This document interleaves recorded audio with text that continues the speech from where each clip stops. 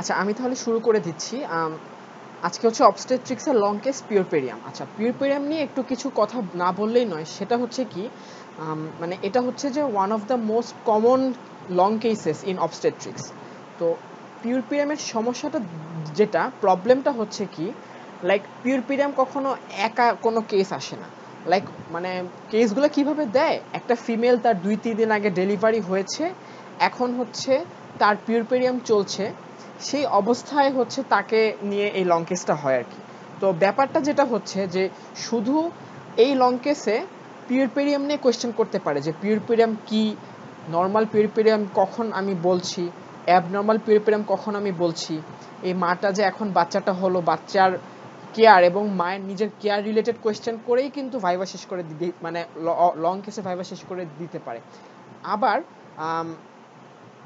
এমনও হতে পারে যে যেই মাটা ডেলিভারি হলো তার হয়তো ডেলিভারিটা হয়েছে ফলোয়িং কোনো একটা কমপ্লিকেশন, লাইক হয়তো তার প্রি এক্লাম্পসিয়ার পরবর্তীতে ডেলিভারি হয়ে সে এখন পিউরপেরিয়ামে আছে, তখন কিন্তু প্রি এক্লাম্পসিয়া থেকে অনেক কোয়েশ্চেন করবে ওই পিউরপেরিয়ামের লং কেসের মধ্যেই। বা তার ধরো ইন্ট্রাইউটেরাইন ডেথ হয়ে সে এখন পিউরপেরিয়ামে আছে, তখন কিন্তু ওই ইন্ট্রাইউটেরাইন ডেথ থেকে কোয়েশ্চেন করবে। তারপরে সাপোজ হচ্ছে কোয়েশ্চেন করছে তোমার ইয়ে থেকে, ধরো সাপোজ মায়ের প্রম হলো, প্রম হয়ে তার ডেলিভারি হয়েছে, এখন সে মানে পিউরপেরিয়ামে আছে, এই অবস্থায় হচ্ছে তোমাকে তখন প্রম থেকে কোয়েশ্চেন জিজ্ঞেস করতে পারে। সো আসলে পিউরপেরিয়ামের লং কেসটা অনেক ভাস্ট কোয়েশ্চেন হয়। এখানে কোয়েশ্চেনগুলো মানে হতে পারে অ্যাবাউট দ্য পিউরপেরিয়াম, এবং মা যেই প্যাথোলজির পরে বা যেই কমপ্লেইন্টের পরে প্রেগনেন্সির মধ্যে যে প্রবলেমটা হওয়ার ফলে তার প্রেগনেন্সিটা শেষ হয়েছে সেটা নিয়ে কোয়েশ্চেন করতে পারে। তো যাই হোক, আমরা হচ্ছে মানে দেখা শুরু করি আর কি কীভাবে হচ্ছে। আচ্ছা পিউরপেরিয়াম, আচ্ছা একটা জিনিস আমি একটু বলে নিতে চাচ্ছি যে আজকের এই ক্লাসটা সোজা কথা, আমি স্লাইডটা যে প্রিপেয়ার করেছি, স্লাইড প্রিপেয়ার করার সময় আমি দিশেহারা হয়ে গিয়েছি। লাইক এতগুলো টপিক এই পিউরপেরিয়ামে আমি কোনটা ইনক্লুড করব কোনটা ইনক্লুড করব না, সব ইনক্লুড করতে গেলে দেখা যাবে যে অনেক ক্লাস হয়ে যাচ্ছে। আবার হচ্ছে যে পিউরপেরিয়ামের কেস প্রেজেন্টেশনটাও কিন্তু আমরা আগে যে কেস প্রেজেন্টেশনটা দেখেছি সেগুলো সবগুলো থেকে খুবই ইউনিক।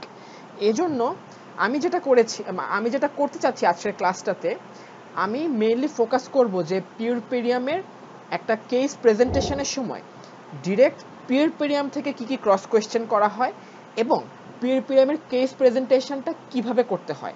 মানে পিউরপেরিয়ামের কেস প্রেজেন্টেশন অবস্টেট্রিক্সের অন্যান্য লং কেস থেকে একটু আলাদা, এজন্য আমি সেই জিনিসগুলোর উপর একটু ফোকাস করব আর কি আজকে।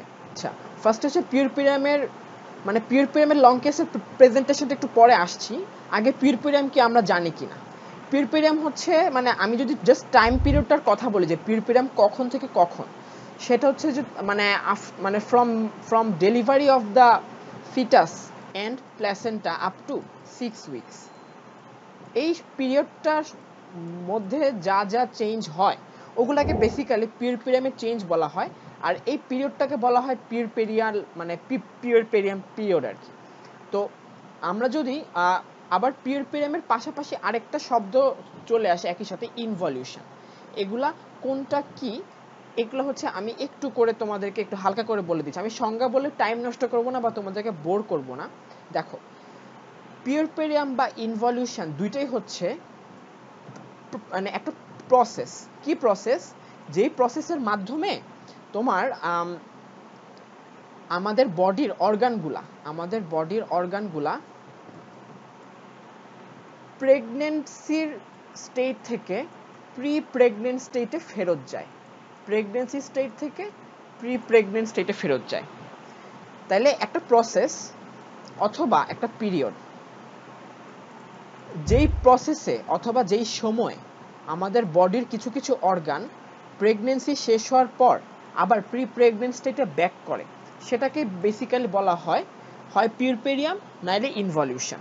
এখন এই দুইটার মধ্যে ডিফারেন্সটার মাধ্যমে আমি দুইটার সংজ্ঞাটা একটু বলে দিচ্ছি। পিউরপেরিয়াম আর ইনভলিউশন, পিউরপেরিয়াম হচ্ছে ইট ইজ এ পিরিয়ড, আর involution it is the process. তাহলে পিউরপেরিয়াম হচ্ছে সেই পিরিয়ডটা, আর ইনভলিউশন হচ্ছে যে প্রসেসের মাধ্যমে এই চেঞ্জটা আবার আগের অবস্থায় ফিরে যায়। আর পিউরপেরিয়ামে আমরা বডির সব অর্গানকে কনসিডার করি, কিন্তু ইনভলিউশনে শুধুমাত্র জেনিটাল অর্গানকে আমরা কনসিডার করি, শুধুমাত্র জেনিটাল অর্গান। তাহলে দেখো এখন সংজ্ঞাটা আমি একটু ভালো করে পড়ি। পিউরপিরিয়াম হচ্ছে the period following childbirth during which body tissues revert back approximately to the pre-pregnant state. আর involution হচ্ছে it is the process where genital organs revert back approximately to pre-pregnant state. দুইটাতে কিন্তু মোটামুটি একই জিনিস, just পিউরপিরিয়াম হচ্ছে একটা period আর ইনভলিউশন হচ্ছে একটা প্রসেস, বাট দুইটাতেই মানে পিউরপিরিয়াম হচ্ছে বডি টিস্যু আর ইনভলিউশন হচ্ছে genital organ revert back approximately to pre pregnant state. আশা করি সংজ্ঞা নিয়ে কারো প্রবলেম থাকবে না, জাস্ট এই ডিফারেন্সটা মনে রেখে রেখে হচ্ছে একটু তোমরা পড়বা।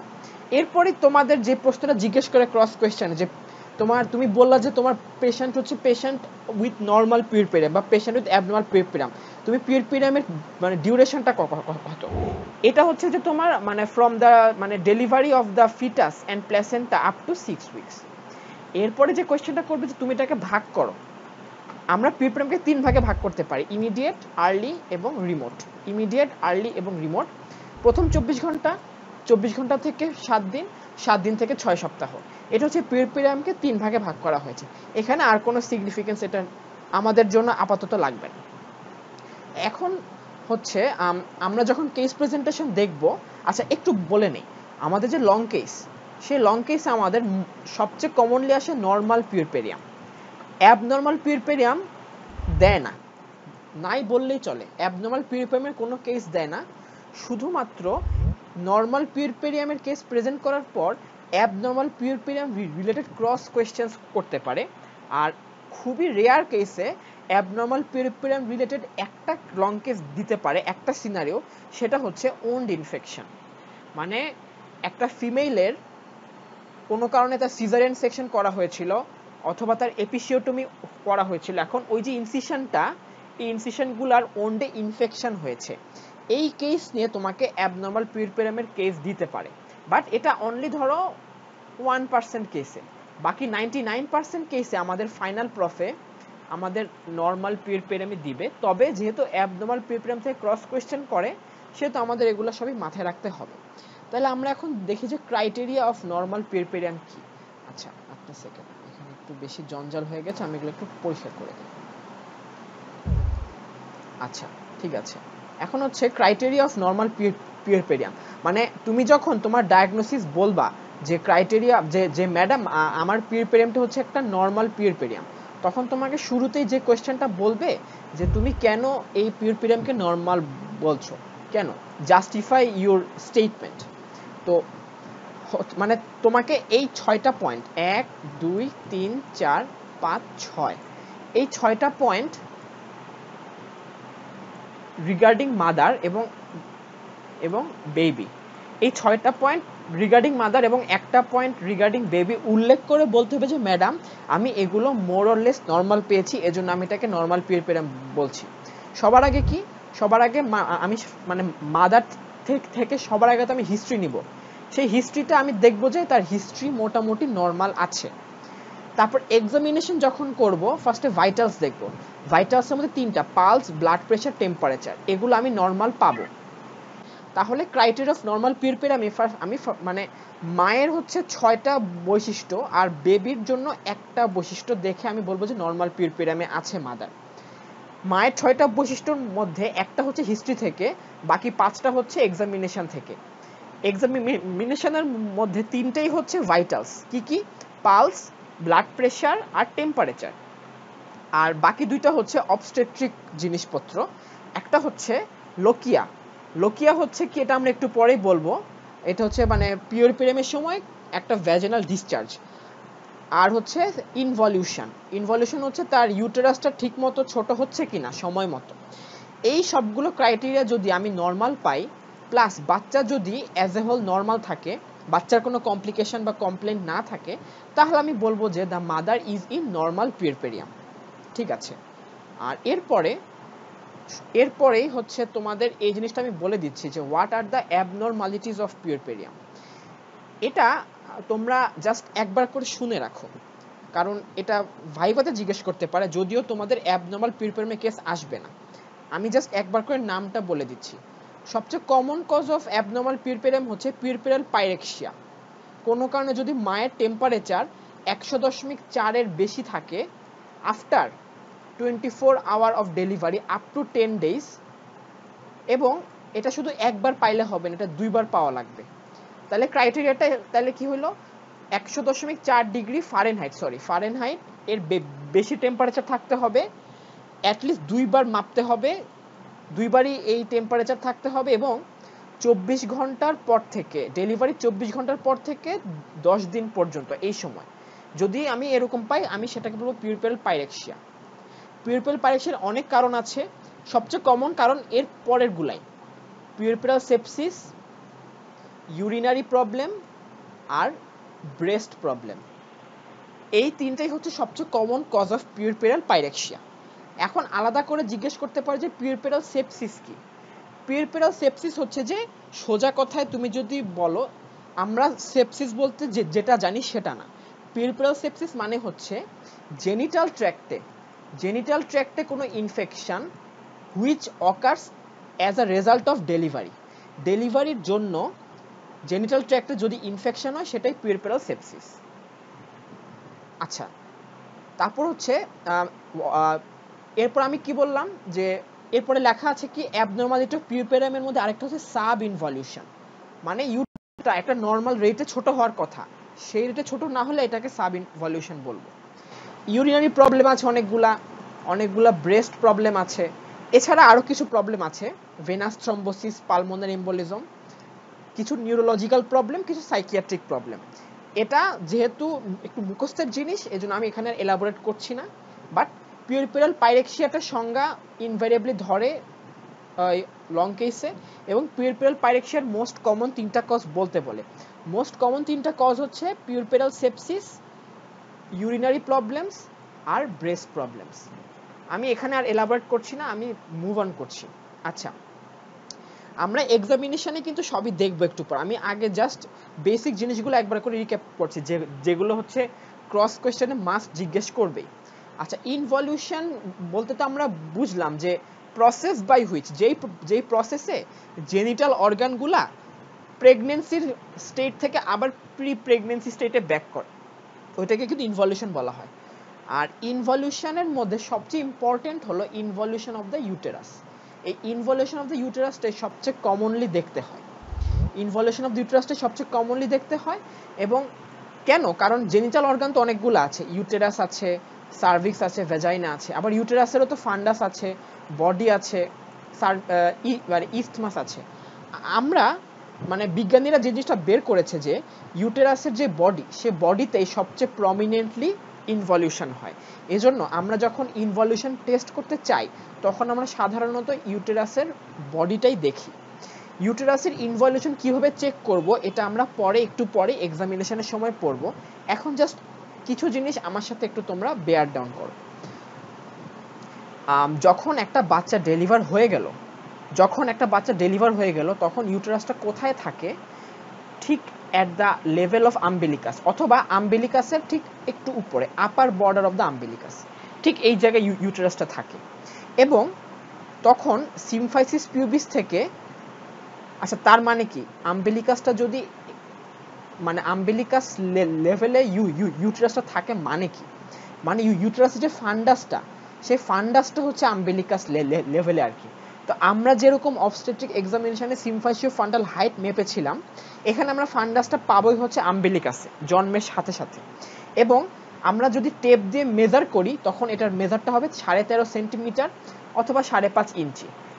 এটা মানে একটা মানে মুখস্থ করার জিনিস, আমি এই ক্যালকুলেশনে বেশি এমফাসিস করছি না। মনে রাখবা কি, ইউটেরাসের ফান্ডাসটা বাচ্চা ডেলিভার হয়ে যাবার পর আম্বিলিকাস লেভেলে চলে আসে।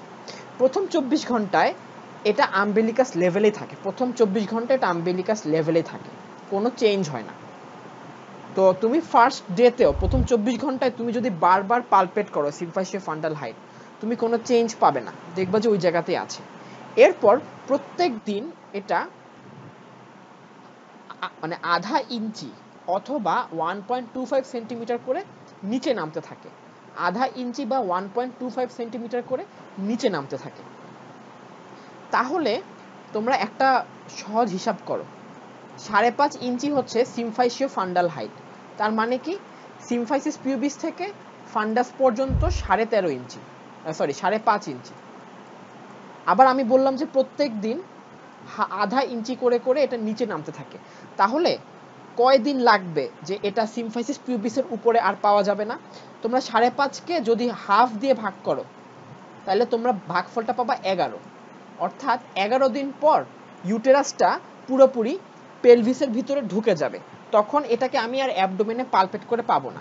সো এটাই নর্মাল। তাহলে নর্মালটা কি? জন্মের পর থেকে প্রথম 24 ঘন্টা পর্যন্ত এটাকে লেভেল অফ আম্বিলিকাসে পাওয়া যাবে। প্রত্যেক দিন প্রতি 24 ঘন্টায় এটা আধা ইঞ্চি করে নিচে নামতে থাকবে এবং প্রায় 11তম দিন শেষে এটাকে আর পেলভিসের উপরে পাওয়া যাবে না। এটা পেলভিস থেকে মানে এটা পেলভিসে চলে যাবে। আর পেলভিসে চলে গেলে তো এটা আমি আর অ্যাবডোমেনে পালপেট করে পাবো না।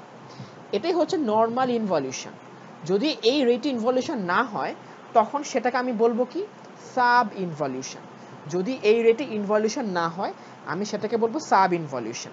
এখন সাব ইনভলিউশন, ধরো তুমি মায়ের অ্যাবডোমেন পালপেট করে পাইলা সাব ইনভলিউশন বা নর্মাল ইনভলিউশনই পাইলা, তখন তোমাকে নেক্সট যে ক্রস কোয়েশ্চেন করবে যে কজেস অফ সাব ইনভলিউশন।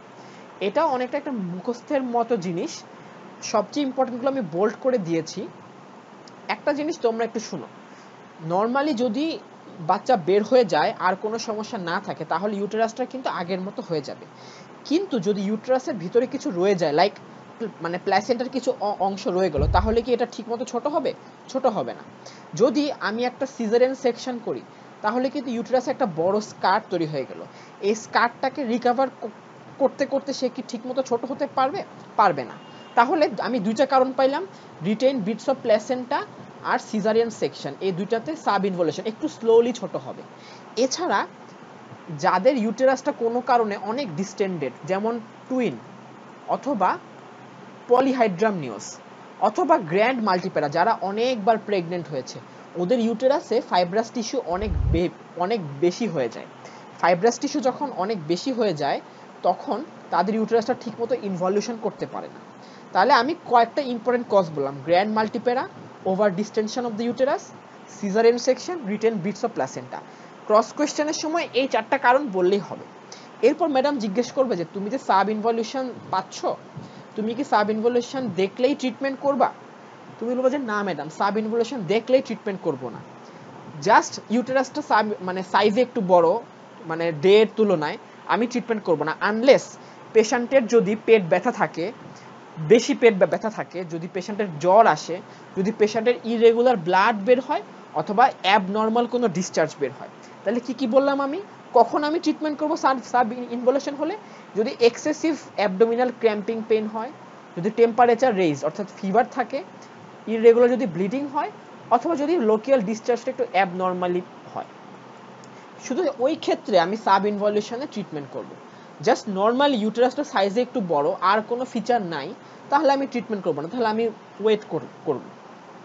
আপনি বলছেন না যখন মানে প্যারেক্সিয়া হবে, মানে প্যারেক্সিয়া ওটা ফার্স্ট 24 আওয়ার্স মানে কাউন্ট করতে হবে।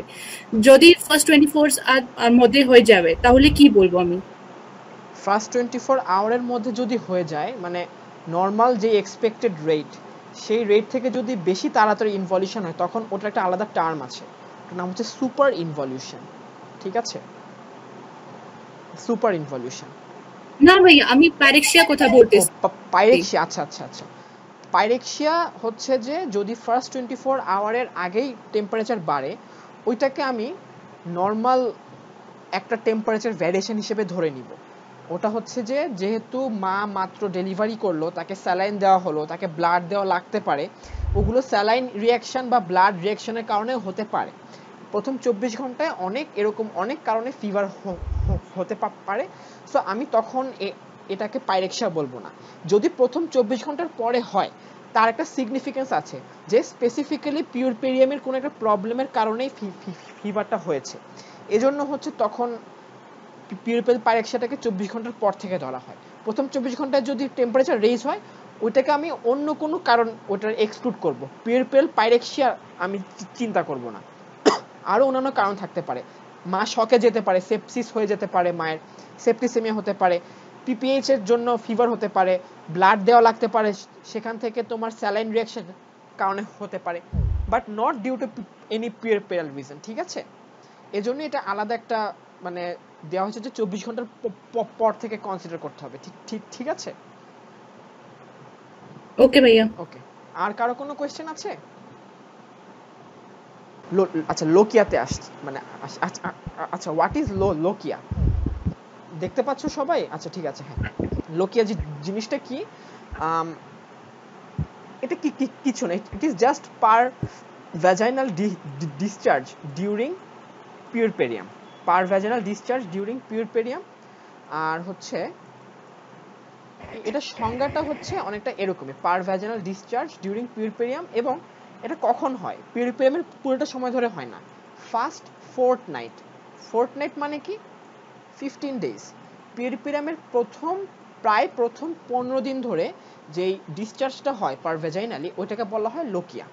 লোকিয়া থেকে এরপর যে কোয়েশ্চেনটা জিজ্ঞেস করে যে লোকিয়া সাধারণত আমরা যে পেশেন্টগুলোকে দেখি, মানে এরা সাধারণত সেকেন্ড ডে বা থার্ড ডে বা ফোর্থ ডেতে থাকে, তো ইউজুয়ালি তাদের লোকিয়ার কালারটা সাধারণত রেড হয়। তো তুমি তখন যখন এক্সামিনেশন করবা, তখন কিন্তু তুমি বলবা যে the lochial discharge is red in colour. কিন্তু এরপর তোমাকে ক্রস কোয়েশ্চেন করবে যে আর কি কি কালারের লোকিয়া হতে পারে, বা আর কি কি টাইপের লোকিয়া হতে পারে, এবং কোন কালার ইউজুয়ালি কতদিন পারসিস্ট করে। 3টা কালার গ্র্যাজুয়ালি, রেড, ইয়েলো এবং হোয়াইট। Red, yellow, white. রেডকে বলা হয় রুব্রা, ইয়েলোকে বলা হয় সেরোসা, আর হোয়াইটকে বলা হয় এলবা। রুব্রাটা হচ্ছে 0 থেকে 4 ডে, সেরোসাটা হচ্ছে 5 থেকে 9 ডে, আর এলবাটা হচ্ছে 10 থেকে 15 ডে। এখানে একটু মনে হয় ভুল আছে, এটা 145 হয়ে গেছে ভুল করে। যাই হোক, আমি আরেকবার বলছি, বেশি গ্যাঞ্জাম হয়ে যাচ্ছে স্লাইডে, আমি একবার ইরেজ করে আবার বলছি। আচ্ছা, তাহলে কি বললাম? লোকিয়ার কালার হচ্ছে 3টা হতে পারে। লোকিয়া রুব্রা, রুব্রা হচ্ছে রেড, লোকিয়া এলবা, সরি, আচ্ছা, রুব্রা হচ্ছে রেড, তারপর সেরোসা হচ্ছে ইয়েলো, তারপর এলবা হচ্ছে হোয়াইট। রুব্রা হচ্ছে 0 থেকে 4 ডে। সাধারণত আমরা যখন এক্সামিনেশন করি মাদের, ওরা সাধারণত এই রুব্রা স্টেজে থাকে। সেরোসা হচ্ছে ইয়েলোটা থাকে তোমার 5 থেকে 9 ডে। আর লাস্টে হচ্ছে এলবা, যেটা হচ্ছে হোয়াইট, এটা থাকে 10 থেকে 15 ডে। আচ্ছা, এটা জিজ্ঞেস করার পর জিজ্ঞেস করতে পারে যে নর্মালি কত সপ্তাহ পর্যন্ত লোকিয়া সিক্রেট হতে পারে। এখানে তো আমরা 15 ডেজ মানে প্রায় 2 সপ্তাহের কথা বলেছি। ম্যাক্সিমাম নর্মালি 3 উইকস পর্যন্ত লোকিয়া ডিসচার্জ হতে পারে। এর বেশি যদি ডিসচার্জ হয়, তার মানে সেটা হচ্ছে অ্যাবনর্মাল। এরপর জিজ্ঞেস করবে যে লোকিয়ার নর্মাল কোনো স্মেল আছে কিনা। নর্মাল স্মেলটা হচ্ছে ফিশি একটা স্মেল, মাছের মতো একটা স্মেল, ফিশি একটা ওডর। এরপর জিজ্ঞেস করবে যে তোমাকে যে কি কি হলে তোমরা বুঝবা যে লোকিয়াটা অ্যাবনর্মাল, লোকিয়ার ডিসচার্জটা নর্মাল কখন বুঝবা, আর কি কি হলে বুঝবা যে লোকিয়াটা অ্যাবনর্মাল। আচ্ছা দেখো, আমি কি বললাম? একটা ওডরের কথা বললাম যে ফিশি। যদি ফিশি ওডর না হয়, খুবই ফাউল স্মেলিং হয়, তখন এটা ইন্ডিকেট করে যে ইনফেকশন হয়েছে। যদি 3 সপ্তাহের বেশি আসে, তার মানে কোনো একটা প্রবলেম আছে, অ্যাবনর্মাল লোকিয়া। আর লোকিয়া নর্মালি যা আসে, মানে আমি লোকিয়াটা যখন আসে তখন কিন্তু একটা ফিমেল মেনস্ট্রুয়েশনের সময়, তোমরা আপুরা যারা আছো, তোমরা যেরকম প্যাড পরো, ঠিক তেমনি লোকিয়াল ডিসচার্জের সময়ও একটা মাদার প্যাড পরে, এবং প্রতিদিনে তাকে সর্বোচ্চ 1 থেকে 2টা প্যাড চেঞ্জ করতে হয়। এই অ্যামাউন্টটার বেশি যদি সে বলে যে তার 1 থেকে 2টার বেশি প্যাড চেঞ্জ করতে হয়, তখন তুমি বুঝবে যে তার লোকিয়াল ডিসচার্জ নর্মাল থেকে বেশি হচ্ছে। সে যদি বলে যে তার একটাও প্যাড চেঞ্জ করতে হয় না, একটা প্যাডে একদিনের বেশি চলে যায়, তখন আসলে আমি শুরুতে বলে নিয়েছিলাম যে আজকের কেসটা একটু অন্যরকম। এখানে এত টপিক আর এত হিউজ, এজন্য আমি স্লাইডে সব কিছু ইনক্লুড করতে পারিনি, কারণ স্লাইডে সব কিছু ইনক্লুড করলে আসলে লাভ নেই। তো আমি এই পর্যন্ত তোমাদেরকে যে জিনিসটা বললাম যে এই টপিকগুলো নিয়ে মোস্ট কমনলি হচ্ছে ক্রস কোয়েশ্চেন করা হয়। আচ্ছা, আমি আরেকবার এই স্লাইডটাতে একটু ব্যাক করছি, অ্যাবনর্মালিটিস অফ দ্য পিউরপেরিয়াম। এখানে কোন কোন জিনিসটা নিয়ে হচ্ছে হাইলাইট করা হয় এটা আমি আরেকবার একটু বলতে চাচ্ছি। আমি কিন্তু ব্রেস্ট প্রবলেমটা মোটামুটি বললাম যে এখান থেকে কি কি কি কোয়েশ্চেন করা হয়। ব্রেস্ট প্রবলেম থেকে যে কোয়েশ্চেনটা করা হয় সেটা হচ্ছে কি কি প্রবলেম হতে পারে ব্রেস্টে, প্রত্যেকটা প্রবলেমের আলাদা করে ম্যানেজমেন্ট জিজ্ঞেস করতে পারে। এছাড়া সাব ইনভলিউশন নিয়ে বললাম যে সাব ইনভলিউশন আমি কখন বলবো এবং সাব ইনভলিউশনের ট্রিটমেন্ট আমি কখন করব। পিউরপিরিয়াল পাইরেক্সিয়া নিয়ে আমি কি বললাম যে এটা একটা ক্রাইটেরিয়া আছে এবং পিউরপিরিয়াল পাইরেক্সিয়ার মোস্ট কমন যে 3টা কজ, এই 3টা কজ আমি অ্যারো দিয়ে পয়েন্ট করে দেখিয়ে দিয়েছি। আর পিউরপিরিয়াল সেপসিসটা হচ্ছে সবচেয়ে ক্রুশিয়াল এর মধ্যে।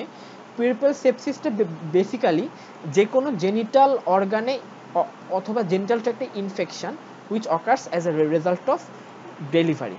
আচ্ছা, আর হচ্ছে তাহলে এরপর হচ্ছে মোটামুটি একটু টাচ করে এরপর হচ্ছে আমি কেস প্রেজেন্টেশনে তাহলে মুভ অন করছি যে একটা নর্মাল পিউরপিরিয়ামের কেস কিভাবে প্রেজেন্ট করতে হয়। এটা খুবই মনোযোগ দিয়ে শুনো। বেসিক্যালি আমাদের ক্লাসের মেইন আলোচনাটা আজকে এখানে। মানে ফার্স্টে পেশেন্ট পার্টিকুলার্স নিবে, এখানে আলাদা করে কিছু বলার নেই অ্যাজ ইউজুয়াল। চিফ কমপ্লেনটা দেখো, যদি নর্মাল কমপ্লেন মানে যদি নর্মাল পিউরপিরিয়াম হয় তখন শুধু 2টা কমপ্লেন থাকবে, যে তার একটু মাইল্ড লোয়ার অ্যাবডোমিনাল পেইন আছে। আর আচ্ছা, মাইল্ড লোয়ার অ্যাবডোমিনাল পেইনটা নিয়ে আমি বলছি এটা কিছু না, ডেলিভারির পরে সেটা নর্মাল ভ্যাজিনাল হোক অথবা সিজারিয়ান সেকশন হোক, সব মায়েরই পেটে একটু হালকা হালকা ব্যথা থাকে।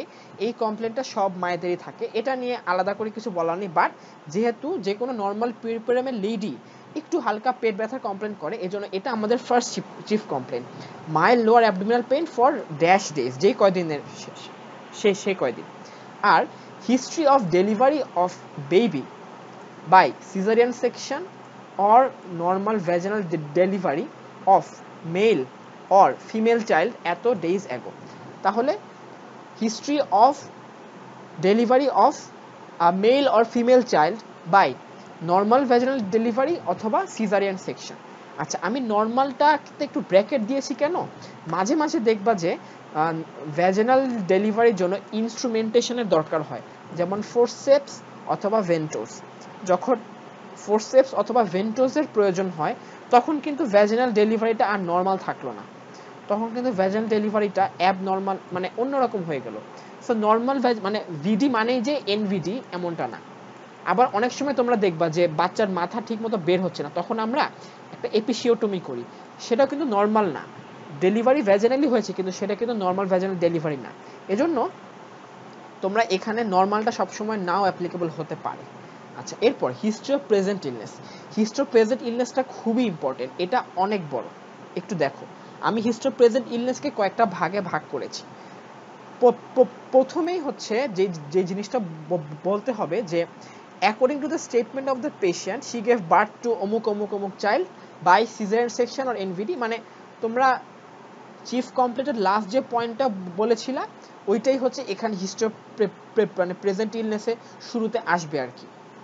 তারপরে হচ্ছে এরপরে যে কমপ্লেনটা, এটা কিন্তু আমরা এর আগে যে কয়টা ক্লাস করেছি সেই ক্লাসে এই পয়েন্টটা ছিল সবসময়, যে she was having normal menstruation এত weeks ago when she developed amenorrhoea and she was diagnosed pregnant. তারপর সেম, তার এএনসি কি রেগুলার নাকি ইরেগুলার ছিল, তার ইমিউনাইজেশনটা কি প্রপারলি হয়েছিল কিনা, তার অ্যান্টিনেটাল পিরিয়ডটা কেমন ছিল, ইভেন্টফুল ছিল কিনা। এছাড়া লাস্ট যে পয়েন্টটা, তার যে প্রেগনেন্সিটা শেষ হলো, সে হাসপাতালে এসে যে মানে প্রেগনেন্সি শেষে যে হাসপাতালে আসলো, সে কি নর্মাল জাস্ট বাচ্চা ডেলিভার করার জন্য এসেছিল নাকি কোনো প্রবলেম হয়েছে দেখে এসেছিল। এই প্রবলেমগুলো অ্যাড করতে হবে, যেমন প্রম, আইইউডি, প্রিএক্লাম্পসিয়া, এক্লাম্পসিয়া ইত্যাদি, এটা লাস্টে অ্যাড করে দিতে হবে। যার প্রেগনেন্সি, তার সে যে এই যে প্রেগনেন্সিটা গেলে এখানে কোনো প্রবলেম হয়েছিল কিনা লাস্টে। এরপরে এখনকার তাহলে একটা পার্ট গেল হচ্ছে কি আগের মানে এই যে প্রেগনেন্সিটা হলো এইটার একটা brief history. History of present ইলনেসে এরপরে যেটা উল্লেখ করতে হবে, দেখো এখন তো বাচ্চা ডেলিভার হয়ে গেছে, now the patient gives history of lochia. এটার পর লোকিয়াটাকে এলাবোরেট করতে হবে, এটার কালার কি, এটার অ্যামাউন্ট কি কম না বেশি, এটার ওডর কেমন, আর অ্যামাউন্ট কম না বেশি এটা তুমি কেমনে বুঝবা যে সে কয়টা প্যাড চেঞ্জ করছে পার ডে। এরপর সে যে আরেকটা কমপ্লেন দিল mild pain in the lower abdomen for এত ডেজ, এটা একবার মেনশন করবা আর কি। তারপরে তার পিউরপেরিয়ামটা কিন্তু নর্মাল পিউরপেরিয়াম আমি বলেছি, কিন্তু আমাকে কিন্তু হিস্ট্রি অফ প্রেজেন্ট ইলনেসে ইম্পর্টেন্ট নেগেটিভ পয়েন্টগুলো বলতে হবে যে কেন আমি বলছি যে তার পিউরপেরিয়ামটা নর্মাল, অর্থাৎ অ্যাবনর্মাল পিউরপেরিয়ামের সিমটমগুলো যে নাই সেটা আমাকে বলে দিতে হবে। কি কি ছিল সেটা? ফিভার ছিল, ব্রেস্ট পেইন, মানে তার ফিভার নাই, কোনো ব্রেস্ট পেইন অথবা সোয়েলিং নেই, মানে হচ্ছে শুনো, ফিভার হচ্ছে কি পিউরপেরাল পাইরেক্সিয়া অথবা পিউরপেরাল সেপসিস ইন্ডিকেট করে। ব্রেস্ট পেইন, সোয়েলিং, রিট্রাক্টেড বা crack nipple, failure to breast feed, এগুলো ইন্ডিকেট করে কি breast problems. Burning sensation during micturition, এটা ইন্ডিকেট করে UTI. Calf pain, leg pain, dyspnoea, এটা ইন্ডিকেট করে কি ভেনাস থ্রম্বোসিস অথবা pulmonary embolism. Feeling helpless, depressed, agitated, voices in the air, এটা ইন্ডিকেট করে psychiatric problems in pregnancy. Psychiatric problems in puerperium, sorry not in pregnancy, in পিউরপেরিয়াম। আর হচ্ছে তার bowel এবং ব্ল্যাডার হ্যাবিট হচ্ছে নর্মাল, নন ডায়াবেটিক, নর্মোটেনসিভ। তাহলে তার পিউরপেরিয়ামটা যে নর্মাল এটা আমাকে এস্টাবলিশ করার জন্য এখন এই পয়েন্টগুলো লিখতে হবে। হিস্ট্রি অফ প্রেজেন্ট ইলনেস কিন্তু এখনো শেষ হয়নি। আচ্ছা, আরেকটা জিনিস, আচ্ছা আমি এখানে কি বলেছিলাম যে তার সিজারিয়ান সেকশন হয়েছিল অথবা এনভিডি হয়েছিল, তাই না?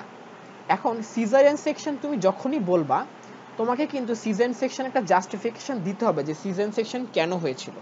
আমি এখানে একটা উদাহরণ দিচ্ছি, দেখো।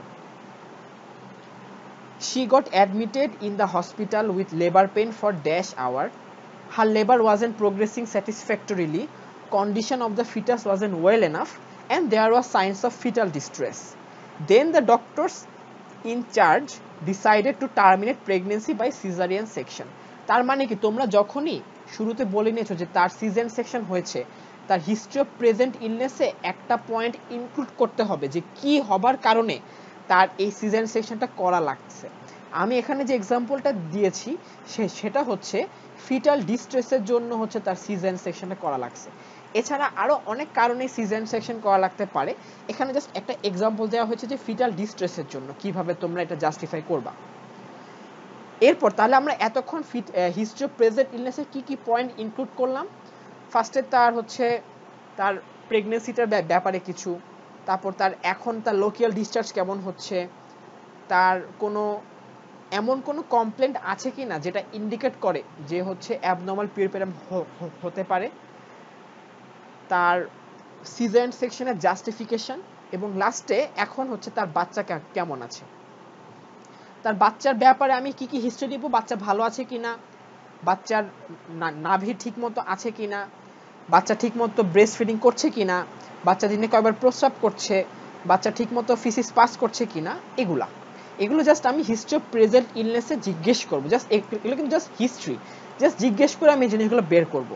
এই পয়েন্টগুলো সব একটু মানে ক্লামজি মনে হতে পারে, লাইক অনেক কিছু আমি দ্রুত বলছি, বাট তোমরা এখন জাস্ট মনে রাখো, স্লাইড তো আমি দিয়ে দেবই, রেকর্ডিংও তোমরা পাবা, তখন একটু খেয়াল করো। তাহলে বাচ্চা নিয়ে আমি মাকে কি জিজ্ঞেস করবো যে মা আপনার বাচ্চাটা কি ভালো আছে, আপনার বাচ্চার নাভি কি ঠিক মতো পড়েছে, আপনার বাচ্চা কি ঠিক মতো বুকের দুধ পাচ্ছে, আপনার বাচ্চা কয়বার প্রস্রাব করছে, পায়খানা কেমন হচ্ছে, ইত্যাদি। আর বাকি হিস্ট্রি অ্যাজ ইউজুয়াল হবে, এখানে আর কিছু বলার নেই। এক্সামিনেশনটা একটু দেখি। এক্সামিনেশনে স্পেশাল যে জিনিসটা দেখো, আমরা জেনারেল এক্সামিনেশনে কোন পয়েন্টগুলো একটু ভালো করে দেখব।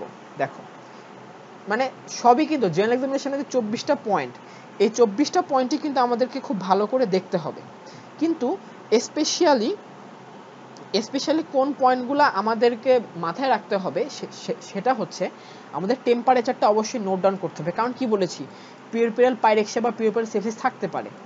পালসটা আমাদের ঠিকমতো দেখতে হবে, কারণ কি পাইরেক্সিয়া বা সেপসিস থাকলে এই পালসটা অ্যাবনর্মাল হতে পারে, বা মা যদি শকে থাকে তাহলে, শকে থাকলে ব্লাড প্রেশারটা অ্যাবনর্মাল হতে পারে, রেসপিরেটরি অ্যাবনর্মাল হতে পারে, আর ডিহাইড্রেশন আছে নাকি মায়ের, এই জিনিসগুলো আমার দেখতে হবে। এছাড়া আরেকটা জিনিস, অ্যাবনর্মালিটিস অফ পিউরপেরিয়ামে কিন্তু পিপিএইচও আছে, তো পিপিএইচ হলে কিন্তু ব্লাড প্রেশার, পালস এগুলো সবই কিন্তু কমে যাবে বা অ্যাবনর্মাল হয়ে যাবে।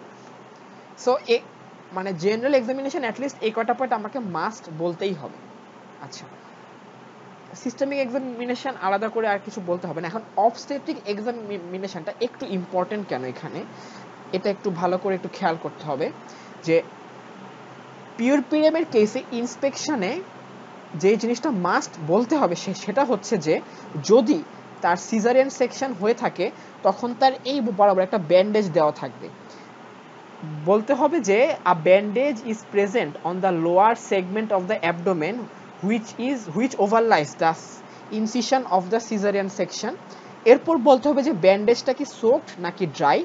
এরপর বলতে হবে যে সেখান থেকে কোনো ডিসচার্জ আসছে কিনা, সে ডিসচার্জটাকে ফাউল স্পেলিং কিনা। তাহলে নর্মাল একটা অবস্টেট্রিক কেস থেকে পিউরপিরিয়ামের ইন্সপেকশনের পার্থক্যটা এটাই যে তার এখানে সিজারিয়ান সেকশনে ব্যান্ডেজ আছে কিনা। এছাড়া অ্যাবডোমেনটা স্লাইটলি ডিস্টেন্ডেড থাকবে, একটু স্লাইটলি ডিস্টেন্ডেড থাকবে।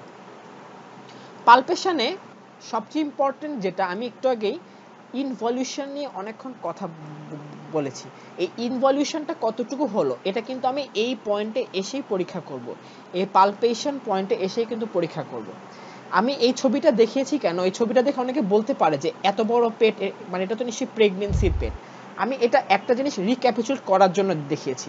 আমি প্রথম যে ক্লাসটা নিয়েছিলাম সেখানে আমি বলেছিলাম যে সিম্ফাইসিও ফান্ডাল হাইটটা একটা প্রেগনেন্ট লেডিতে টেস্ট করা শুরু করতে হবে জিফয়েড প্রসেস থেকে।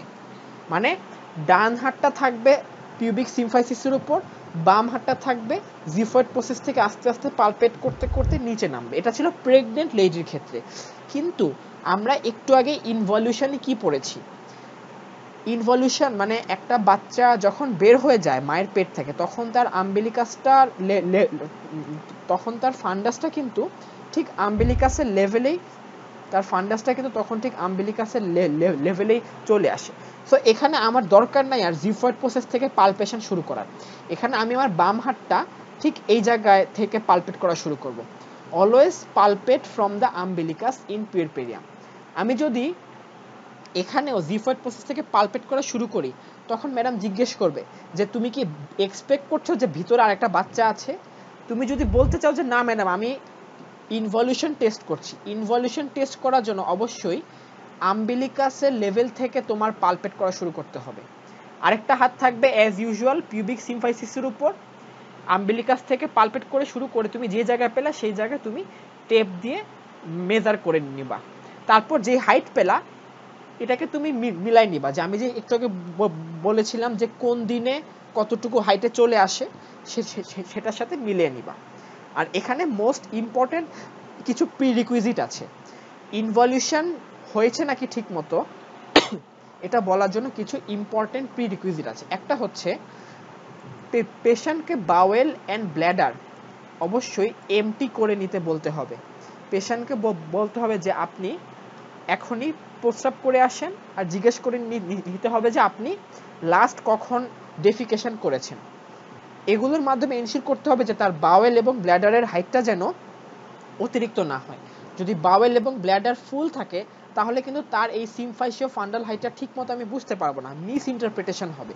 সো অলওয়েজ পেশেন্টকে বলতে হবে যে আজ মানে এমটি ব্ল্যাডার এবং বাওয়েলে থাকতে। আর এই এই যে আমি টেস্ট করছি সিম্ফাইসিও ফান্ডাল হাইটটা, এটা প্রতিদিন একটা নির্দিষ্ট টাইমে করতে হবে। আজকে সকাল 10টায়, কালকে দুপুর 2টায় এমন করলে হবে না, প্রতিদিনই সকাল 10টায় করতে হবে। এবং প্রেফারেবলি যদি সেম পার্সন প্রত্যেক দিন করে তাহলে ভালো। তাহলে ম্যাডাম জিজ্ঞেস করবে কি ক্রস কোয়েশ্চেনে যে তুমি কিভাবে ভালো মতো ইনভলিউশন চেক করতে পারবা। ম্যাডাম বলবো যে madam same person should check at same time every day, patient should be asked to clear bowel and bladder and I should start palpation from the umbilicus level. Obstetric examination involution দেখার জন্য এটুকুই special. আর pelvic এক্সামিনেশনে হচ্ছে পারভাজিনাল examination তো করতে হয় না আমাদের, এটা জাস্ট বলবো যে নট ডান। যদি এপিসিওটমি উন্ড প্রেজেন্ট থাকে সেটাকে জাস্ট মেনশন করতে হবে। আচ্ছা, আমি এখন তোমাদেরকে আরেকবার টাইম দিচ্ছি। এরপর একটা বড় পার্ট আসছে, মায়ের সাথে তো বাচ্চা তখন শুয়ে থাকে, নিউ কামার, সে বাচ্চার এক্সামিনেশন করতে হয়। তো বাচ্চার এক্সামিনেশনটা বেশ বড়, আমি তার আগে তোমাদেরকে একটু টাইম দিচ্ছি। এতক্ষণ যা বললাম এখানে কি কোনো কিছু রিক্যাপিচুলেট করতে হবে কিনা একটু তোমরা বলো। ভাইয়া ইনভলিউশন একটা রিপিট করেন। আচ্ছা, ইনভলিউশনটা মানে আমি যে ফার্স্টে বলেছিলাম যে নরমালি কি রেটে হয় সেটা কি তোমার মনে আছে? জি ভাইয়া। আচ্ছা, তাহলে এখন জাস্ট তুমি অ্যাবডোমেন, আচ্ছা মানে অবস্টেট্রিক এক্সামিনেশনে যে পালপেশনের সময় আমরা সিম্ফাসিও ফান্ডাল হাইটটা দেখি, এটা তো তুমি জানো তাই না? আমরা যখন জি ভাইয়া। অবস্টেট্রিক এক্সামিনেশন করি একটা প্রেগনেন্ট মায়ের, এখনো বাচ্চা বের হয়নি, তাদের একটা হাত তো আমরা দিই সিম্ফাইসিস পিউবিসের উপর, আর একটা হাত দিয়ে ফান্ডাসটা খুঁজি। প্রেগনেন্ট মহিলাদের ফান্ডাসটা আমরা খোঁজা শুরু করি জিফয়েড প্রসেস থেকে, তারপর আস্তে আস্তে ডাউনওয়ার্ডে আসি পালপেট করতে করতে।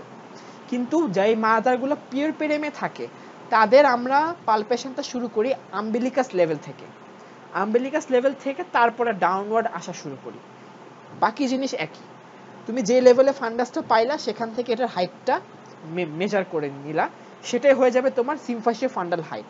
এরপর তুমি নর্মালি কোন রেটে ইনভলিউশন হয় ওইটার সাথে কম্পেয়ার করে দেখবা যে নর্মাল রেটে ইনভলিউশন হচ্ছে নাকি সাব ইনভলিউশন হচ্ছে।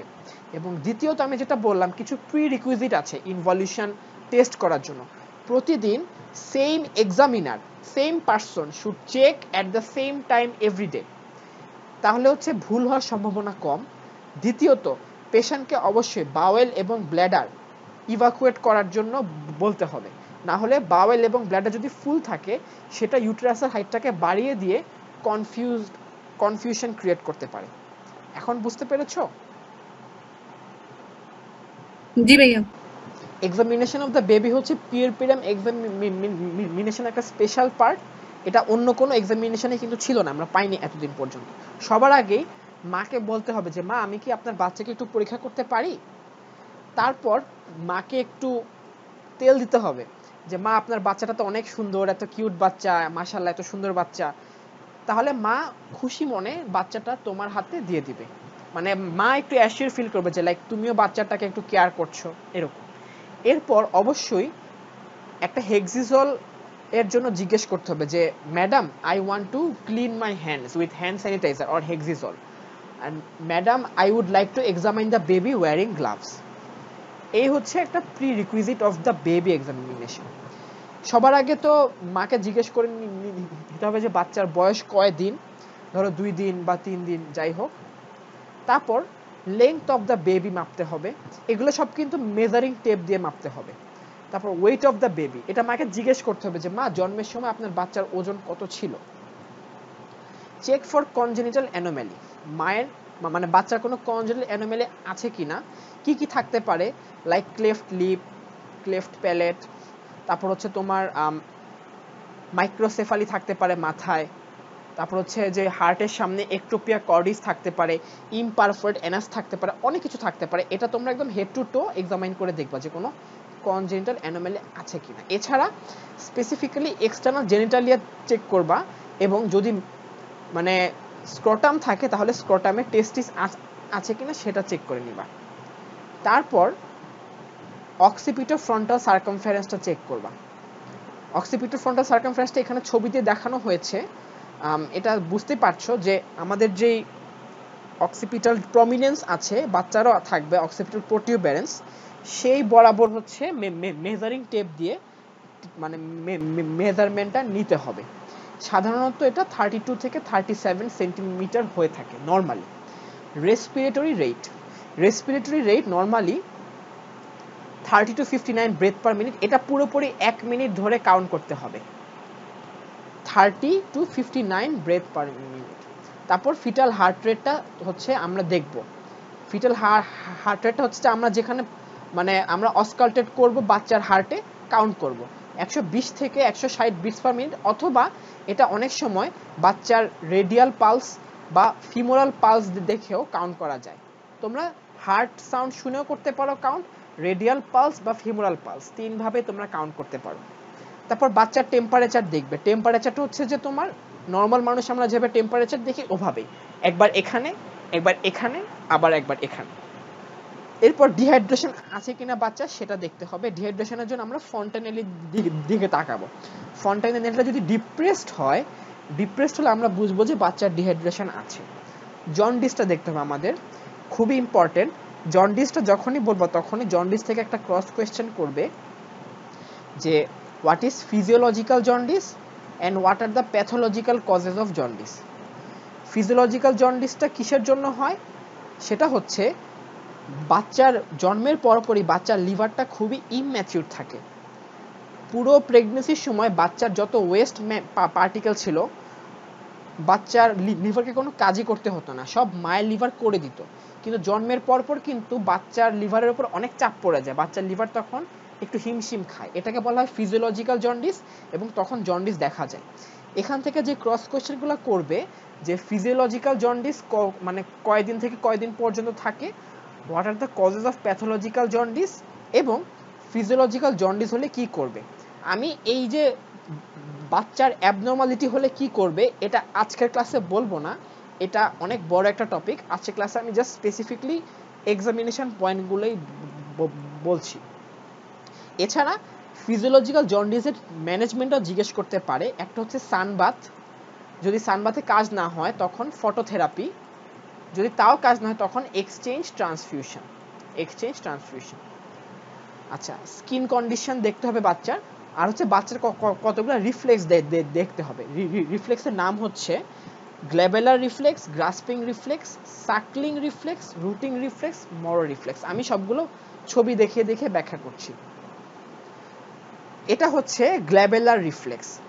বাচ্চার গ্ল্যাবেলাটা এই জায়গায় আমাদের দুই চোখের মাঝখানে একটু উপরে, যেখানে আমরা টিপ দেই, মেয়েরা যেখানে টিপ দেয়, সেখানে যদি তুমি একটা আঙ্গুল দিয়ে ট্যাপ করো তখন বাচ্চাটা ব্লিঙ্কিং করবে, এটা হচ্ছে গ্ল্যাবেলার রিফ্লেক্স।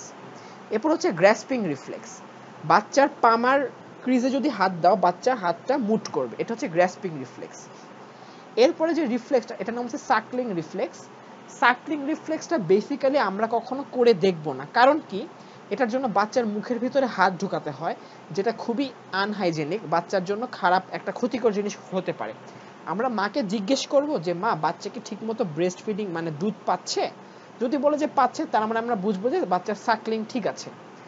আর যদি ম্যাডাম ক্রস কোয়েশ্চেনে জিজ্ঞেস করে যে তুমি কিভাবে বাচ্চার সাকলিং রিফ্লেক্স এলিসিট করবে, তুমি বলবে যে ম্যাডাম আমি একটা থাম্ব অথবা যে কোনো ফিঙ্গার বাচ্চার হার্ট প্যালেট বরাবর দিয়ে দেব, বাচ্চাকে হা করিয়ে হার্ট প্যালেটে টাচ করবো আঙ্গুল দিয়ে, তখন বাচ্চা সাকলিং শুরু করবে, এটাই সাকলিং রিফ্লেক্স।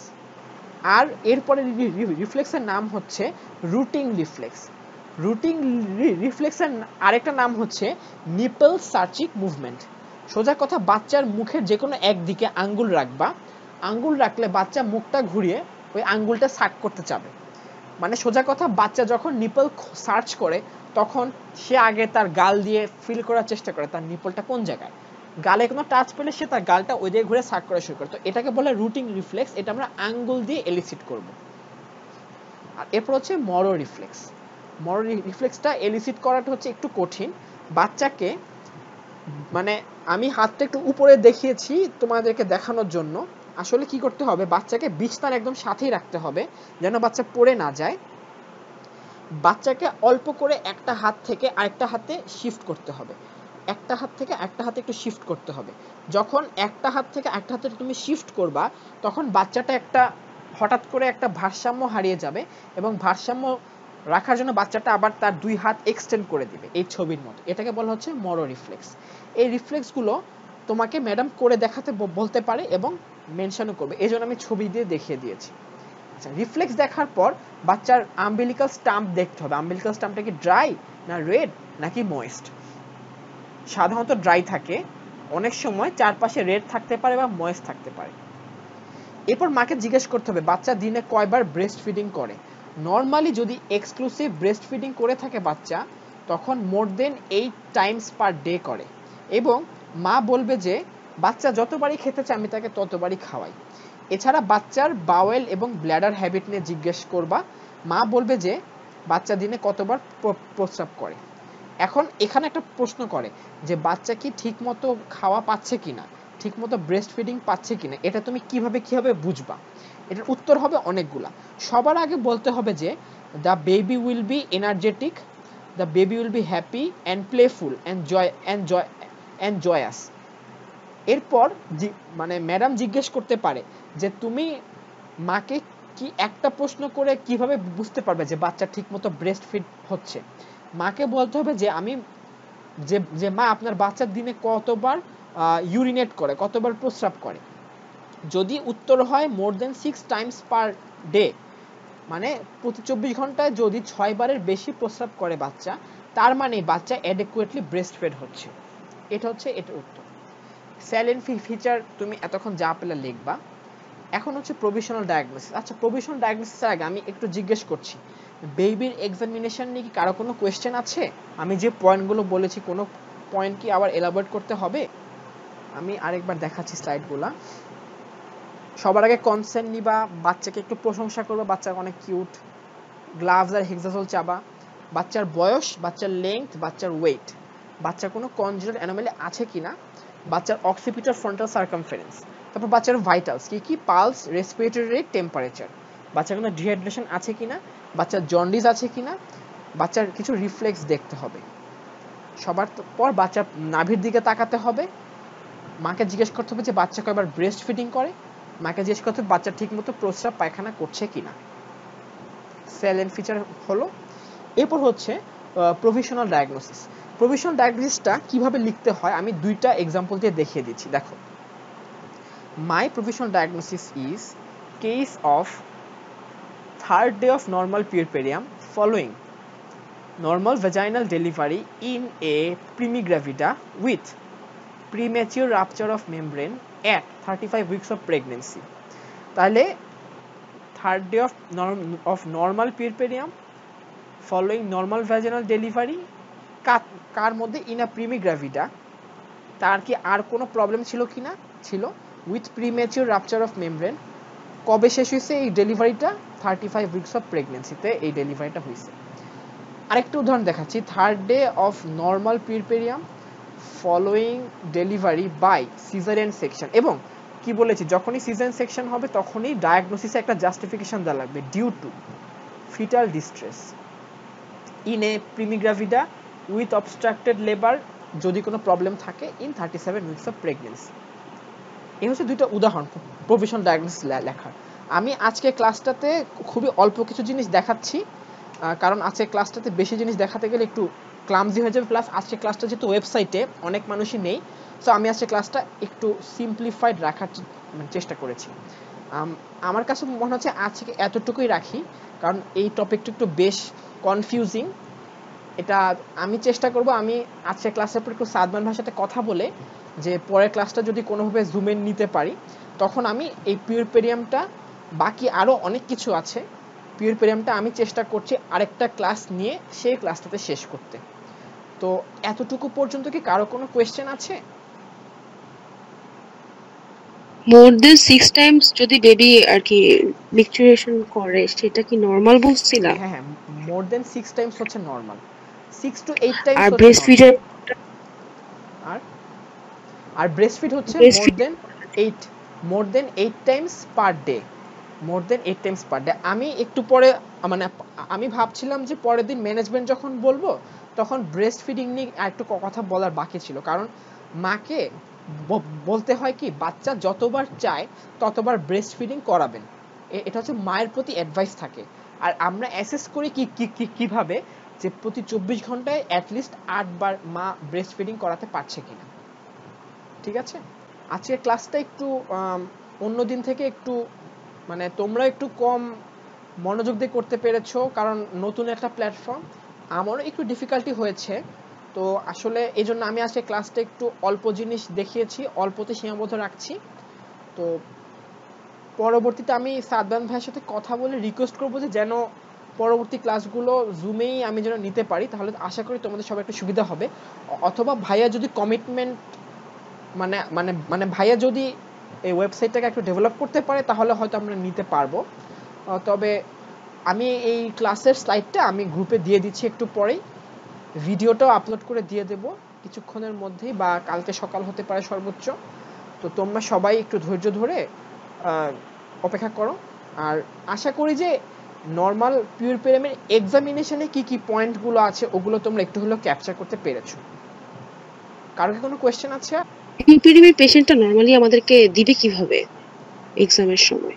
আচ্ছা, একটা মা শুয়ে থাকবে, তার পাশে একটা ছোট্ট বাচ্চা থাকবে, নবজাতক, এভাবেই থাকবে। তারপর হচ্ছে সাধারণত তো মানে রেজিস্ট্রার ম্যাডামরা আমাদেরকে কিন্তু যে কোনো কেসের আগেই বলে দেয় যে এই কেসটা কি, তো তাদের কাছ থেকে আমরা শুনে নিব এবং শুনে নিয়ে বেসিক্যালি ওই ডায়াগনোসিসটাতে রিচ করার জন্যই আমরা যত রকম হিস্ট্রি এবং যত রকম এক্সামিনেশন আছে সেটা করব।